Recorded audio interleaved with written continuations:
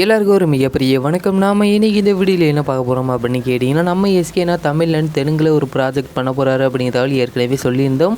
இந்த ஒரு படத்தை ஜதிரத்னூர் படத்தோடைய டேரக்டர் அனுதீப் அப்படிங்கிற டேரக்டர் தான் இந்த ஒரு படத்தை இயக்க போகிறாங்க அப்படிங்கிறதால கூட ஏற்கனவே சொல்லியிருந்தோம். இதை தொடர்ந்து இதுலேருந்து இப்போ என்ன லேட்டஸ்ட் அப்டேட் அப்படின்னு கேட்டிங்கன்னா, இந்த ஒரு படத்தில் ஹீரோயினாக ராஷ்மிகா மந்தனா அவங்க தான் நடிக்க போகிறாங்க அப்படிங்கிறதாலும் இப்போ கிடச்சிருக்கு.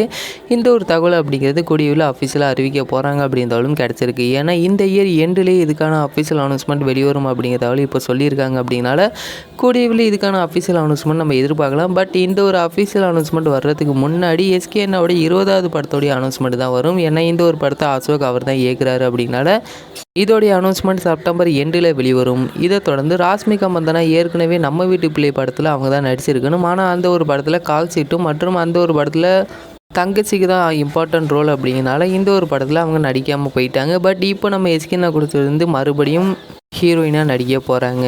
ஆனால் ராஷ்மிகா மந்தனா இந்த ஒரு படத்தில் ஹீரோயினாக நடிக்கிற நிறைய பேர் இல்லை ப்ரோ வேணாம் அப்படிமா சொல்லிக்கிட்டு இருந்தாங்க. ஏன்னா நம்ம எஸ்கேனா கூட சேர்ந்து புது ஹீரோயின்ஸ் வந்தாங்க அப்படின்னா செம்மையாக இருக்கும் அப்படிங்கிற மாதிரி ரசிகர்கள் எதிர்பார்த்து காத்துக்கிட்டு இருக்காங்க.